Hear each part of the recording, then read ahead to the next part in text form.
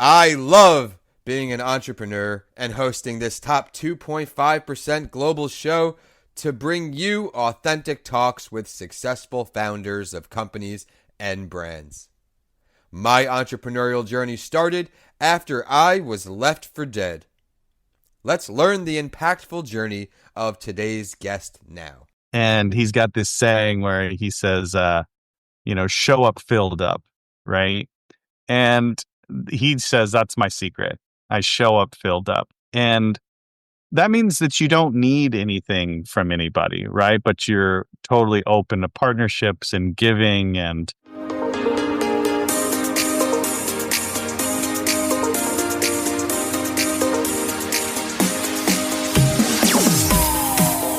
We are bringing back a familiar face. I'm not sure if the video one was up from our first meeting, but I'm bringing on someone I'm honored to call a friend at this point. He was a connection from Dr. Lulu. So if Dr. Lulu, you're watching, thanks for the love.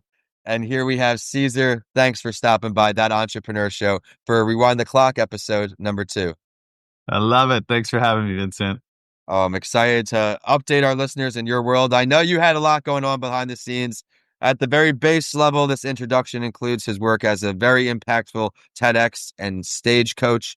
He's been helping me behind the scenes for the better part of a year, working relentlessly trying to get on stage, and I think we might have finally had it. We've reconnected, so I wanted to bring him back on the show to show some love exactly to his process. He's worked really hard to build it out. Take it away, Cesar. Tell us about what you do.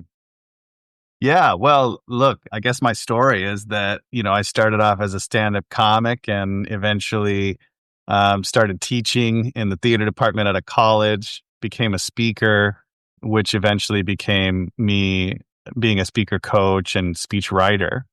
I basically built my career off of one keynote speech that kind of just shot off and allowed me to go full time as a speaker. And it was essentially me just talking about and teaching about how we can use humor to build connection. And, those are my roots, right? I feel like I connected with my dad through humor, and that's just how I found my identity.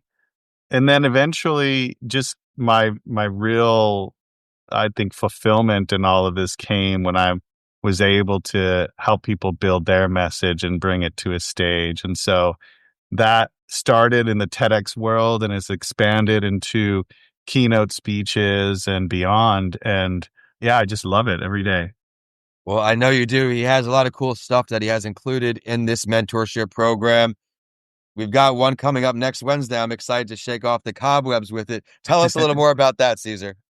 Yeah, so well, you're going to be coming onto our mentorship call to deliver your draft TEDx talk, which I'm super excited to hear and give you some feedback. And I know it's been a journey for you, so it's just cool to finally see it come into fruition. But the community, I have both kind of like the public side of it, which is like a great Facebook group. It's just called Speak TEDx, so you can check that out and the Facebook groups, and it's super like active and supportive, and people are in there just sharing their wins and helping each other along the way. And that was always my hope for the community, was that we could just lift each other up. And then in my mentorship community, which is for my paid clients, essentially we do the group coaching calls every other week, where we have a couple of folks that are prepping either for a keynote speech or a TEDx talk, and they deliver, and then they get feedback from the rest of us,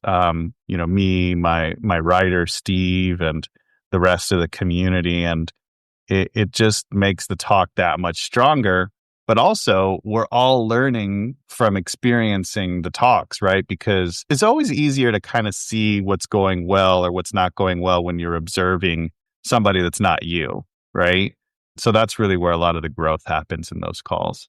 I was excited because as I started rehearsing this again, there was the add notes on the top, all the feedback I had got from the few people on there. Can't say enough about his programs, everyone. If you're looking to get on the TEDx stage, that's his jam. That's his expertise. Definitely reach out to him. I feel the same with the podcast I do, even with you. Every guest I bring on, I learn something new. No matter what it is, I learn something new. Even I just recorded a mental health break episode. Someone gave me the idea indirectly talking about the crisis line, 988 when they needed help, I said, why don't I have that in the bottom of each episode just to encourage people, let them know they're not alone? I just learned something else from Caesar.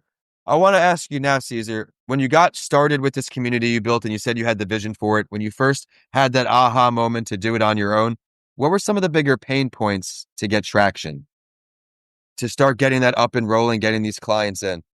Yeah, I think at first, for sure, the biggest hurdle, because I was not like a serial entrepreneur by any means, like I had always had an itch. I remember my first job was as a paper boy, like, and I would have to go like house to house to like collect.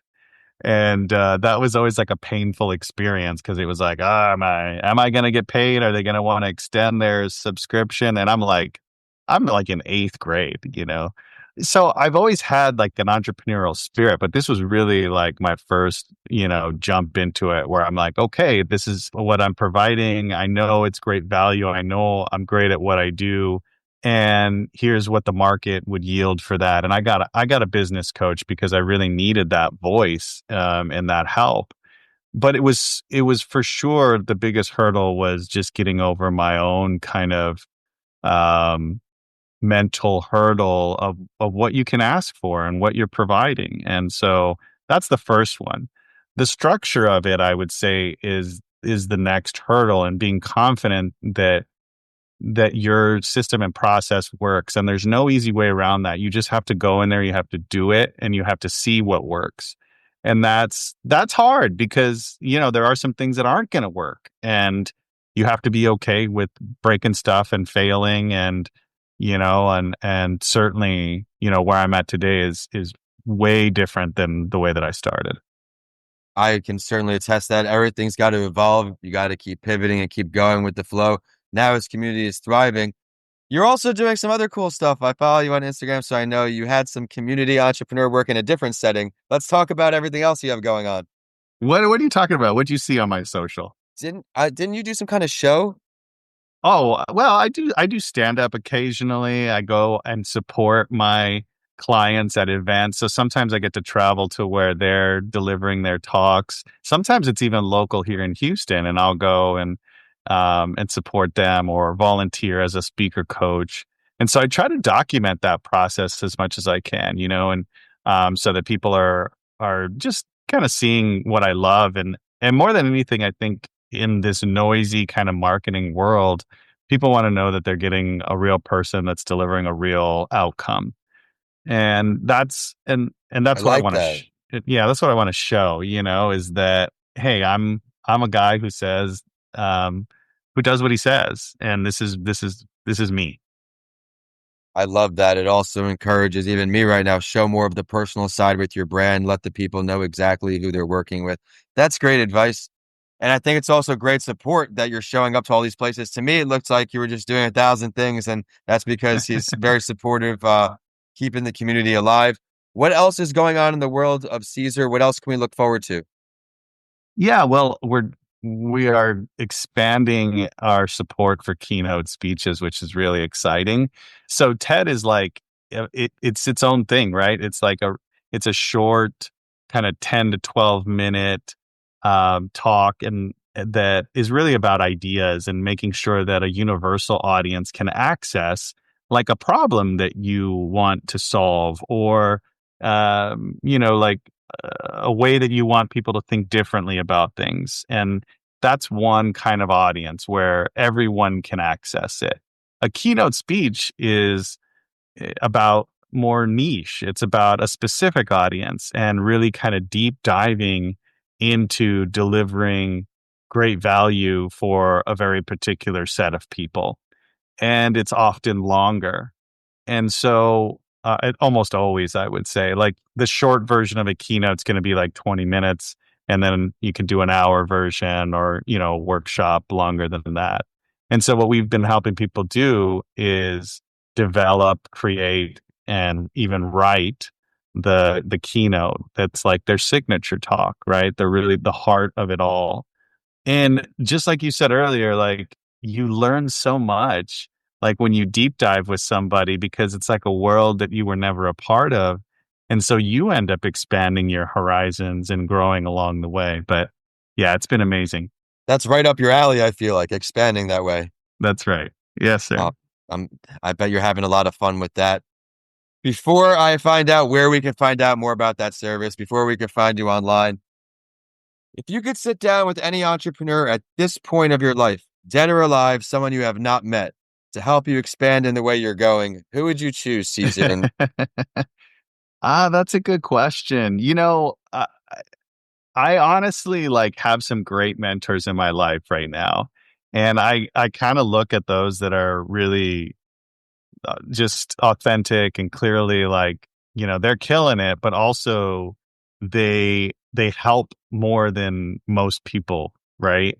And that's been the biggest difference that I see is that like people are just genuinely giving and helping and like that's returned to them. And they show up. I have a mentor.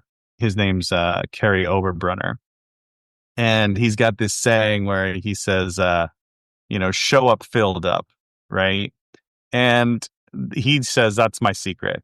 I show up filled up, and that means that you don't need anything from anybody, right? But you're totally open to partnerships and giving, and I think that's key because if you were to show up the opposite, right, where it's sort of like there's high need or there's I don't know, some anxiety about whether something's going to happen or not going to happen, or you're feeling like you need to apply pressure. I mean, that's going to turn most people off, right? That's going to cause people to not be attracted. great. And it sounds simple, but I would just say like I've learned a ton from Carrie. This is not some famous guy, but he's famous in his own world, in his own niche. And so you all check him out. He's an amazing human. I appreciate you sharing that and showing some love to him. Everyone out there, go check him out online. But also check out today's guest to honor. Caesar, thanks for taking the time. Show us where we can find you online, where we can also join that Facebook community. Absolutely. Yeah. So go to my website. It's just CesarCervantes.tv. And you can check out, my programs, whether you're looking to kind of do your own TEDx talk or you want to jump into a keynote speech and we can help you write that speech. Those are basically the two ways we connect. If you want to join our Facebook group, just go to, Facebook and put in Speak TEDx or just put in TEDx speakers and mine will come up. It's the most active one. And in that group, we also talk and give tips and advice on keynotes. So it's both worlds. And would love to see you guys in there. It's a job well done creating that, as I said before. Congratulations on your continued success, Caesar. Everyone online, be sure to check him out once again on his website. Join that group. We are at That Entrepreneur Show on all podcast platforms, all social media platforms. And I'm at Vincent A. Lancy on the Shame. Be sure to head to YouTube, subscribe to me there for some video clips from today's show after it goes live. But with that, we are signing off from Florida all the way to Texas. Caesar, great to see you, and thanks again. Thanks, Vincent.